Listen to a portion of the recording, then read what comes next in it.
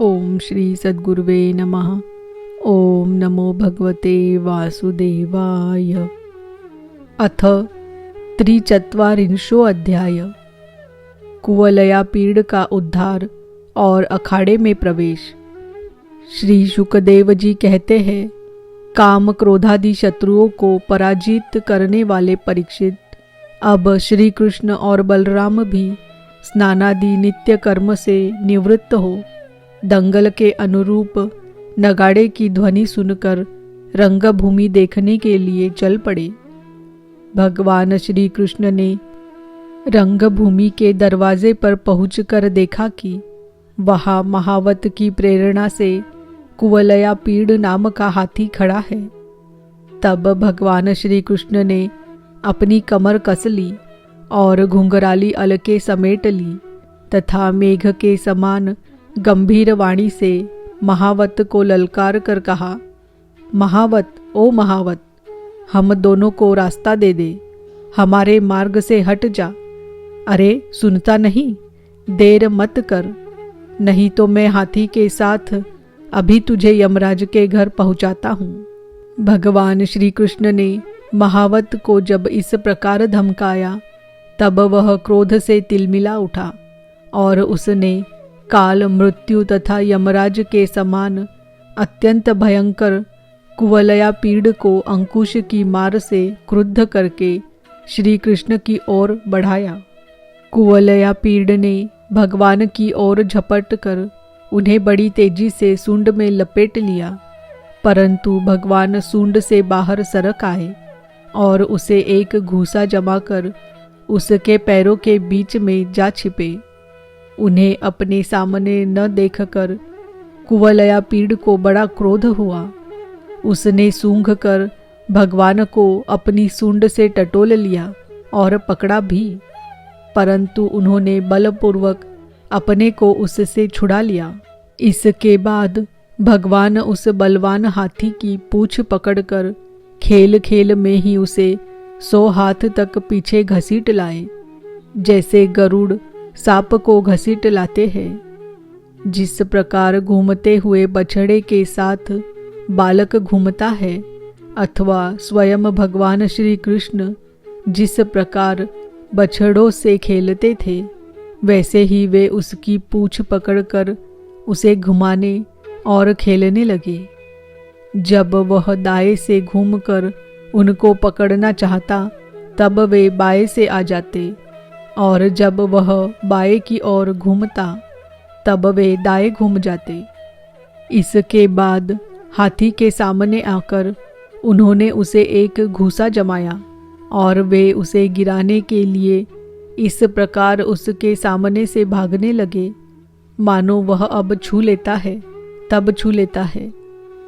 भगवान श्री कृष्ण ने दौड़ते दौड़ते एक बार खेल खेल में ही पृथ्वी पर गिरने का अभिनय किया और झट वहां से उठकर भाग खड़े हुए। उस समय वह हाथी क्रोध से जल भून रहा था। उसने समझा कि वे गिर पड़े और बड़े जोर से अपने दोनों दांत धरती पर मारे। जब कुवलया पीड़ का यह आक्रमण व्यर्थ हो गया तब वह और भी चिढ़ गया। महावतों की प्रेरणा से वह क्रुद्ध होकर भगवान श्री कृष्ण पर टूट पड़ा। भगवान मधुसूदन ने जब उसे अपनी ओर झपटते देखा तब उसके पास चले गए और अपने एक ही हाथ से उसकी सूंड पकड़कर उसे धरती पर पटक दिया। उसके गिर जाने पर भगवान ने सिंह के समान खेल ही खेल में उसे पैरों से दबाकर उसके दांत उखाड़ लिए और उन्हीं से हाथी और महावतों का काम तमाम कर दिया। परीक्षित, मरे हुए हाथी को छोड़कर भगवान श्री कृष्ण ने हाथ में उसके दांत लिए लिए ही रंगभूमि में प्रवेश किया। उस समय उनकी शोभा देखने ही योग्य थी। उनके कंधे पर हाथी का दांत रखा हुआ था। शरीर रक्त और मद की बूंदों से सुशोभित था और मुख कमल पर पसीने की बूंदें छलक रही थी। परीक्षित, भगवान श्री कृष्ण और बलराम दोनों के ही हाथों में कुवलया पीड़ के बड़े बड़े दांत शस्त्र के रूप में सुशोभित हो रहे थे और कुछ ग्वाल बाल उनके साथ साथ चल रहे थे। इस प्रकार उन्होंने रंगभूमि में प्रवेश किया। जिस समय भगवान श्री कृष्ण बलराम जी के साथ रंगभूमि में पधारे, उस समय वे पहलवानों को वज्र कठोर शरीर, साधारण मनुष्यों को नर रत्न, स्त्रियों को मूर्तिमान कामदेव, गोपों को स्वजन, दुष्ट राजाओं को दंड देने वाले शासक, माता पिता के समान बड़े बूढ़ों को शिशु, कंस को मृत्यु, अज्ञानियों को विराट, योगियों को परम तत्व और भक्त शिरोमणि वृष्णिवंशियों को अपने इष्ट देव जान पड़े। सब ने अपने अपने भावानुरूप क्रमशः रौद्र, अद्भुत, श्रृंगार, हास्य, वीर, वात्सल्य, भयानक, बीभत्स, शांत और प्रेम भक्ति रस का अनुभव किया। राजन, वैसे तो कंस बड़ा धीर वीर था, फिर भी जब उसने देखा कि उन दोनों ने कुवलया पीड़ को मार डाला, तब उसकी समझ में यह बात आई कि इनको जीतना तो बहुत कठिन है। उस समय वह बहुत घबरा गया। श्री कृष्ण और बलराम की बाहें बड़ी लंबी लंबी थी। पुष्पों के हार, वस्त्र और आभूषण आदि से उनका वेश विचित्र हो रहा था। ऐसा जान पड़ता था मानो उत्तम वेश धारण करके दो नट अभिनय करने के लिए आए हो, जिनके नेत्र एक बार उन पर पड़ जाते बस लग ही जाते।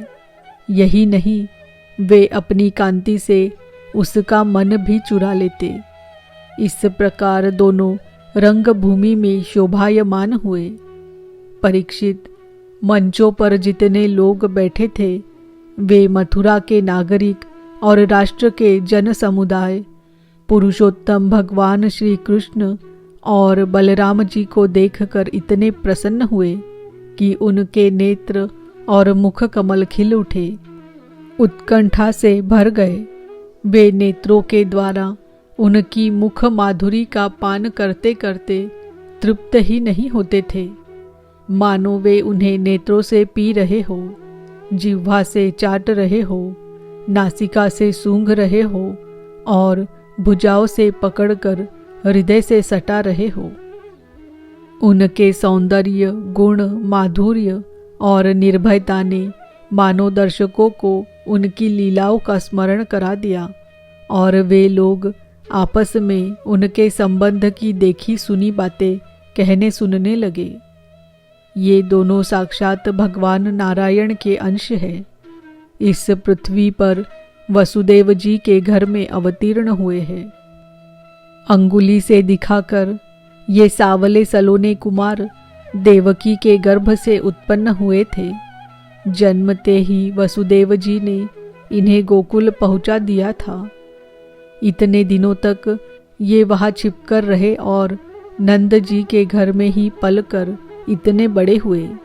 इन्होंने ही पूतना, तृणावर्त, शंखचूड़, केशी और धेनुक आदि का तथा और भी दुष्ट दैत्यों का वध तथा यमलार्जुन का उद्धार किया है। इन्होंने ही गौ और ग्वाल बालों को दावानल की ज्वाला से बचाया था। कालिय नाग का दमन और इंद्र का मान मर्दन भी इन्होंने ही किया था। इन्होंने 7 दिनों तक एक ही हाथ पर गिरिराज गोवर्धन को उठाए रखा और उसके द्वारा आंधी पानी तथा वज्रपात से गोकुल को बचा लिया। गोपियाँ इनकी मंद मंद मुस्कान, मधुर चितवन और सर्वदा एक रस प्रसन्न रहने वाले मुखारविंद के दर्शन से आनंदित रहती थी और अनायास ही सब प्रकार के तापों से मुक्त हो जाती थी। कहते हैं कि ये यदुवंश की रक्षा करेंगे। यह विख्यात वंश इनके द्वारा महान समृद्धि, यश और गौरव प्राप्त करेगा। ये दूसरे इन्हीं श्याम सुंदर के बड़े भाई कमल नयन श्री बलराम जी है। हमने किसी किसी के मुंह से ऐसा सुना है कि इन्होंने ही प्रलंबासुर, वत्सासुर और बकासुर आदि को मारा है। जिस समय दर्शकों में यह चर्चा हो रही थी और अखाड़े में तुरही आदि बाजे बज रहे थे, उस समय चाणूर ने भगवान श्री कृष्ण और बलराम को संबोधन करके यह बात कही। नंद नंदन श्री कृष्ण और बलराम जी, तुम दोनों वीरों के आदरणीय हो। हमारे महाराज ने यह सुनकर कि तुम लोग कुश्ती लड़ने में बड़े निपुण हो, तुम्हारा कौशल देखने के लिए तुम्हें यहाँ बुलवाया है। देखो भाई, जो प्रजा मन, वचन और कर्म से राजा का प्रिय कार्य करती है उसका भला होता है, और जो राजा की इच्छा के विपरीत काम करती है उसे हानि उठानी पड़ती है। यह सभी जानते हैं कि गाय और बछड़े चराने वाले ग्वालिये प्रतिदिन आनंद से जंगलों में कुश्ती लड़ लड़ कर खेलते रहते हैं और गाय चराते रहते हैं। इसीलिए आओ, हम और तुम मिलकर महाराज को प्रसन्न करने के लिए कुश्ती लड़े। ऐसा करने से हम पर सभी प्राणी प्रसन्न होंगे, क्योंकि राजा सारी प्रजा का प्रतीक है।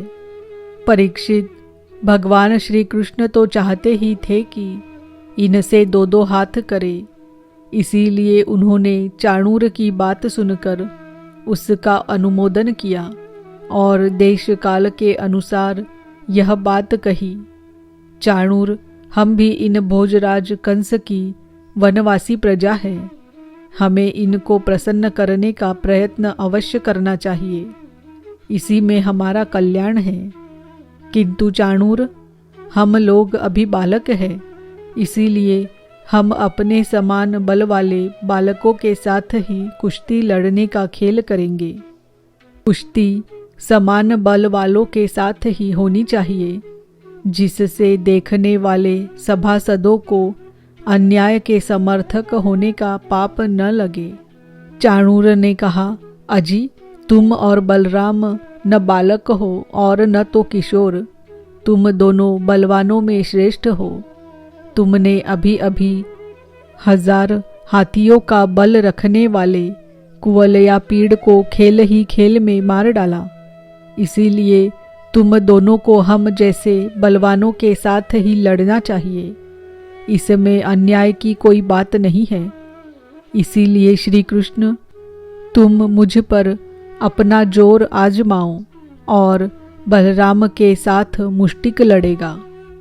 इति श्रीमद्भागवते महापुराणे पारमहंस्याम संहितायां दशम स्कंधे पूर्वार्धे कुवलया पीडवधो नाम 43 अध्याय।